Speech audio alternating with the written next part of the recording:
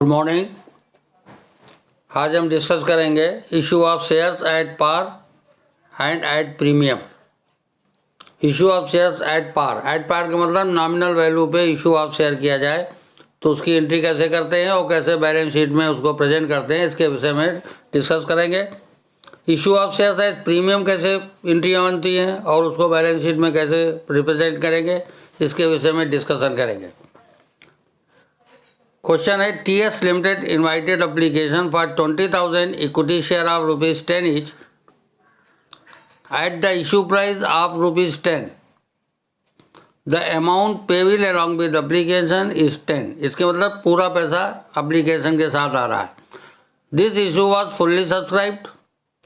सारा issue subscribe हो गया। पास general entry of the above transaction and also prepare the balance sheet of the company. इसकी general entry करनी है और बैलेंस शीट कंपनी की बनानी है। तो सारा पैसा एक साथ आ रहा है, इसके मतलब हुआ पेएबल इन लमसम। तो पहली एंट्री जब आप बनाएंगे, डेट ऑफ रिसीट जिस दिन पैसा आया, bank account debit to equity share application and allotment account. जब एक साथ पैसा आता है तो एप्लीकेशन एंड अलॉटमेंट अकाउंट को क्रेडिट करते हैं। तो 20,000 शेयर आपने इशू किए हैं और 10 रुपये का एक है, तो 20,000 इंटू 10 मीन्स 2 लाख, 2 लाख रुपये से ये एंट्री बनेगी।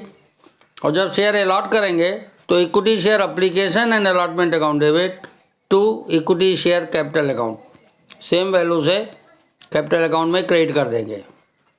ये जनरल एंट्री की जाएगी। अब इसको बैलेंस शीट में कैसे प्रेजेंट करते हैं? बैलेंस शीट में बैलेंस शीट होगी इक्विटी एंड लायबिलिटी। उसके अंदर पहली हेडिंग होती है share holder fund. Share holder fund के अंदर आएगा शेयर कैपिटल। तो जितना इक्विटी शेयर कैपिटल क्रेडिट किया है वो वैल्यू शेयर कैपिटल के नोट टू अकाउंट बनते हैं और नोट टू अकाउंट में डिटेल बना के फिर शो किया जाता है बैलेंस शीट में। तो बैलेंस शीट फॉर्मेट में बैलेंस शीट बनाएंगे। पहली हेडिंग हो गया इक्विटी एंड लायबिलिटी, इसके अंदर लिखेंगे शेयर होल्डर फंड और शेयर होल्डर फंड के अंदर लिखेंगे शेयर कैपिटल। इतना लिख के छोड़ दीजिएगा।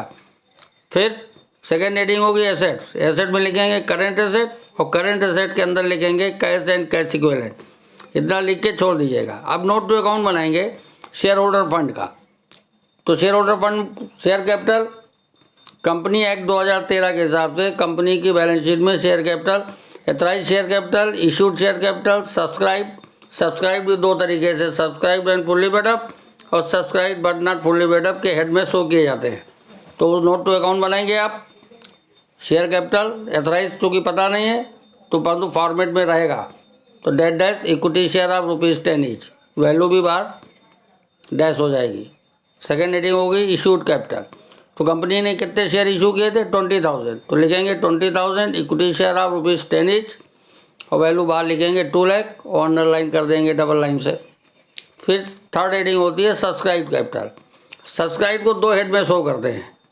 अगर पूरा पैसा मिल जाता है जितना मांगा गया है तो नॉमिनल वैल्यू पूरी मांगी जाए और पूरी मिल जाए तो subscribe and fully paid up. तो इस क्वेश्चन में नॉमिनल वैल्यू पूरी कॉल की गई और पूरा मिल गया है तो हेडिंग होगी subscribe and fully paid up.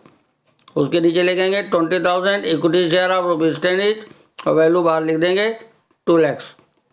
अब दूसरी आपका नोट टू अकाउंट बनेगा करंट एसेट का, कैश एंड कैश इक्विवेलेंट का। तो कैश एंड कैश इक्विवेलेंट के हेड बनाएंगे और उसमें लिखेंगे कैश इन बैंक। जितना बैंक अकाउंट डेबिट किया आपने, जो वैल्यू जनरल एंट्री में उतनी वैल्यू से आपका कैश एट बैंक हो जाएगा।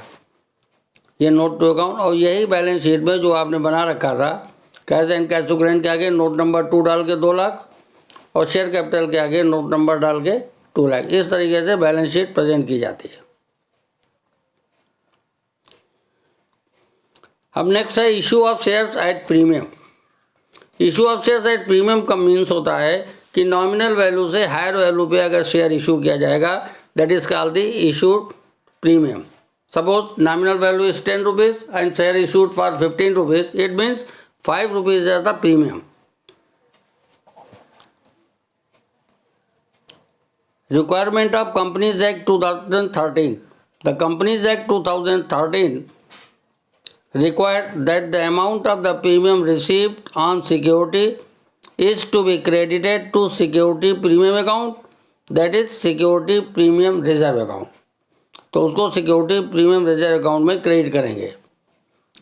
अब प्रेजेंटेशन इन बैलेंस शीट में प्रेजेंटेशन कैसे करेंगे? The premium received being a capital receipt and it is credited to security premium reserve account and it is shown in equity and liability part of the balance sheet under the main head of share holder fund and sub head reserve and surplus. मतलब share holder fund में 3 head होते हैं, share capital, reserve and surplus और money receive against share warrant. तो reserve and surplus के head में security premium reserve को balance sheet में शो किया जाता है और शेयर कैपिटल को शेयर होल्डर फंड में दोनों आएंगे। शेयर कैपिटल के हेड में जो नॉमिनल वैल्यू ऑफ शेयर होगी वो शो की जाएगी और प्रीमियम वैल्यू जो होगी वो रिजर्व एंड सरप्लस के हेड में शो किया जाता है जब बैलेंस शीट में प्रेजेंट करते हैं। अब सिक्योरिटी प्रीमियम रिजर्व का यूटिलाइजेशन कहाँ कहाँ कर सकते हैं? Companies act section 52 sub section 2 of the companies act कहता है, रिस्ट्रिक्ट करता है कि use of the amount received as a premium on security for the following purpose. किन किन पर्पस में यूज़ कर सकते हैं? Issue fully paid bonus share to the members. अगर मेंबर्स को fully paid bonus share issue कर रहा है तो उसके लिए सिक्योरिटी प्रीमियम अमाउंट को यूज़ कर सकती है। दूसरा, return of premium expenses of the company. Premium expenses क्या होते हैं?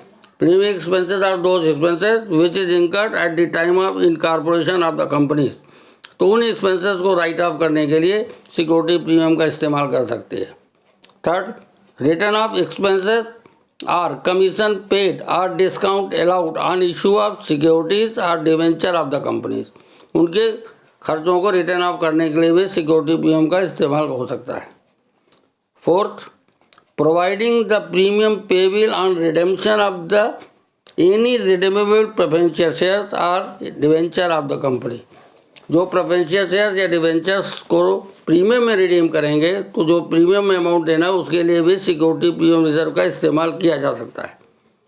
Third, next last point, in purchasing its own share that is a by back. यदि कंपनी अपने ही शेयर मार्केट से हायर वैल्यू में खरीद रही है तो उसको पेमेंट करने के लिए जो अमाउंट इस्तेमाल किया जा सकता है वो सिक्योरिटी प्रीमियम कर सकती है। बस इसके अलावा और किसी भी चीज़ के इस्तेमाल में नहीं ले सकते हैं। अब accounting entry for issue of shares at premium. अब premium on shares may be collected by the company either with application money और विद द अलॉटमेंट मनी और any more call may be as per the terms of the issues. If the question is silent, it is assumed that the amount of the security premium is collected along with the allotment money. In other words, it is included in the allotment money. या तो अलग से होगा या allotment money में ही include होगा अगर question silent है तो। अब अकाउंटिंग एंट्रीज डिफरेंट केसेस पे हम आपके सामने है। जब एप्लीकेशन मिलेगा आपको तो on receipt of application money तो एंट्री बनाएंगे bank account debit to share application money. अब बैंक अकाउंट किस वैल्यू से डेबिट करेंगे? जो नॉमिनल वैल्यू जो आपने मांगा प्लस प्रीमियम अगर एक साथ मिल रहा है तो दोनों वैल्यू जोड़ के bank account debit to share application होगा। और जब अलॉट करेंगे तो share application account debit to share capital to security premium reserve, ये एंट्री बनेगी।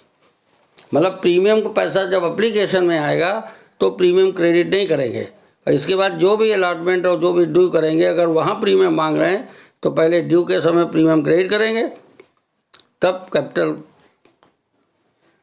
सेकेंड, ऑन अलॉटमेंट कर दिया, अब अलॉटमेंट ड्यू करेंगे तो क्या एंट्री बनाएंगे? अगर अलॉटमेंट में आपने प्रीमियम मंगाया तो क्या एंट्री बनेगी? Share allotment account debit to share capital to security premium reserve. या अगर आपने फर्स्ट कॉल में मांगा है तो फर्स्ट कॉल में भी ऐसे देंगे share first call account debit to share capital to security premium reserve. जिस कॉल में भी आप मांगेंगे वहाँ ड्यू के समय करेंगे। परंतु एप्लीकेशन में अगर आ रही है एप्लीकेशन सिक्योरिटी प्रीमियम रिजर्व तो उस समय क्रेडिट नहीं करेंगे, जब अलॉट करेंगे, क्योंकि उस समय शेयर तो अलॉट होता नहीं इसलिए उस समय क्रेडिट नहीं किया जाता है। जब पैसा मिलेगा अलॉटमेंट का तो bank account debit to allotment. मतलब कुछ लोगों ने अलॉटमेंट का पैसा नहीं दिया तो उसको कॉल्स इन एरियर अकाउंट को डेबिट कर देते, जितना अमाउंट नहीं मिलता है। तो फिर एंट्री इस तरीके बनाते हैं, bank account debit, calls in arrear account debit to allotment. इसी तरीके जब अमाउंट ड्यू करेंगे फर्स्ट कॉल का, तो first call account debit to share capital account. अगर प्रीमियम मांग रहे हैं तो first call account debit to share capital to security premium reserve, पैसा मिलेगा। अगर कॉल फर्स्ट कॉल में जिन लोगों ने नहीं दिया वो तो कॉल से एरिया डेबिट हो जाएगा, और जितने लोगों ने दे दिया उनका अमाउंट बैंक डेबिट, तो बैंक अकाउंट डेबिट, कॉल से arrear account debit to first call, so on. इसी तरीके से एंट्रियाँ की जाती है। कुछ पॉइंट आपको दिमाग में रखना है। When share application money receive in lump sum, share application and allotment account is credited in place of share application account. अगर एक साथ पैसा आ रहा है तो share application and allotment account को क्रेडिट किया जाएगा। बाकी सब्सिक्वेंटली कॉल की एंट्रियाँ सेम रहती है।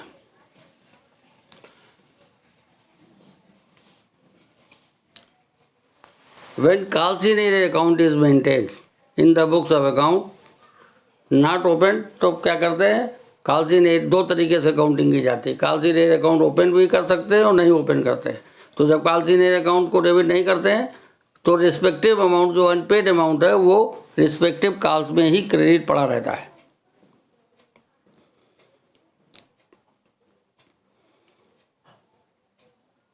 It should be noted from the journal entry of share application money that security premium account or security premium reserve account is not credited along with the amount received. It is not credited to security premium reserve account at this stage because share have not been allotted yet. जब तक allot नहीं होते हैं तो अब allotment तो तब मांगेंगे जब शेयर अलॉट किया जाएगा, इसलिए फर्दर कॉल में अगर प्रीमियम मांगते हैं तो उसको क्रेडिट करते हैं eight the time of due. When security premium is received along with different call, it is credited security premium account at the time of passing journal entry for the call due. अब एक question आपके सामने रखते हैं जिसमें lump sum पैसा आ रहा है और सिक्योरिटी प्रीमियम भी इंक्लूड है, तो कैसे करेंगे।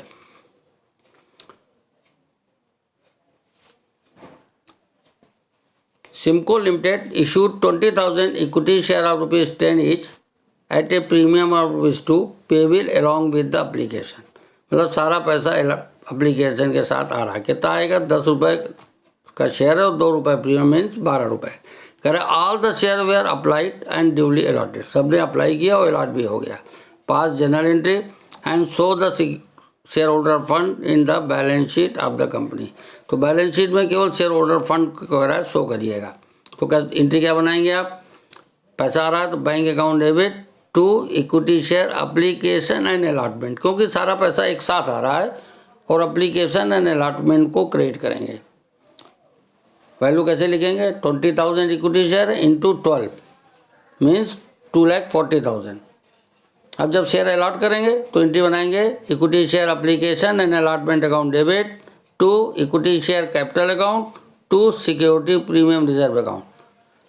एप्लीकेशन अलॉटमेंट में जितना मिला वो क्रेडिट किया था उतना पूरी वैल्यू डेबिट करेंगे, और शेयर कैपिटल और सिक्योरिटी प्रीमियम रिजर्व में किस तरीके से करेंगे, 20,000 इक्विटी शेयर इशू किए और नॉमिनल वैल्यू 10 है, तो 20,000 इंटू 10 ये शेयर कैपिटल में चली जाएगी, और 20,000 इंटू 2 जो प्रीमियम मांग रहे हैं वो रुपए सिक्योरिटी प्रीमियम को क्रेडिट करेंगे।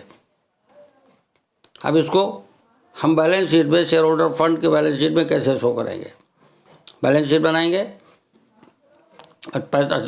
पैसा मिलेगा हाँ रिसीट ऑफ अलॉटमेंट मनी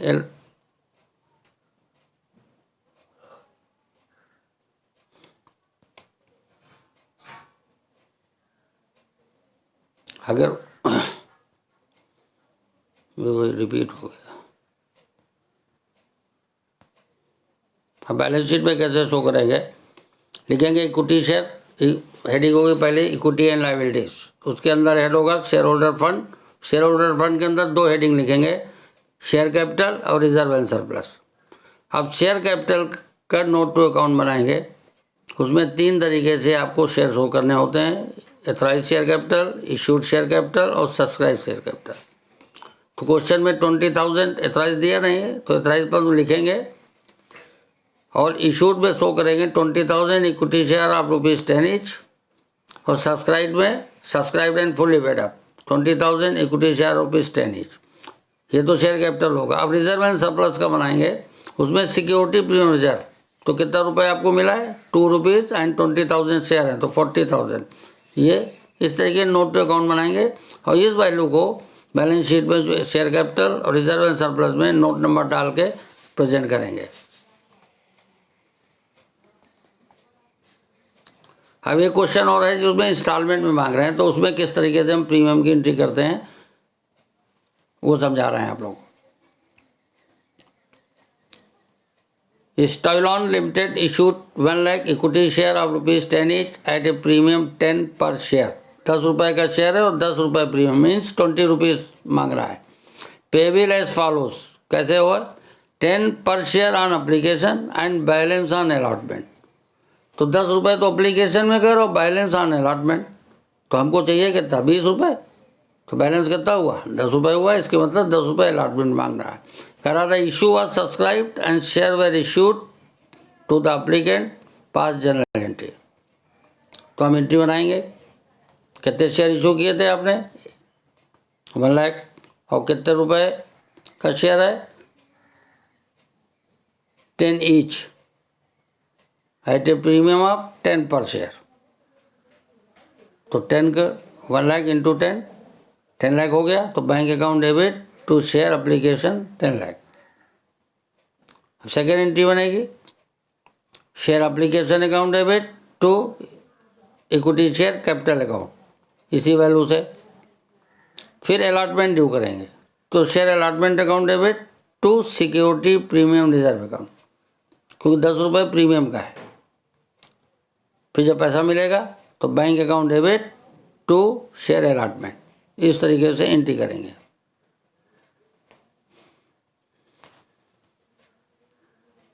ठीक है।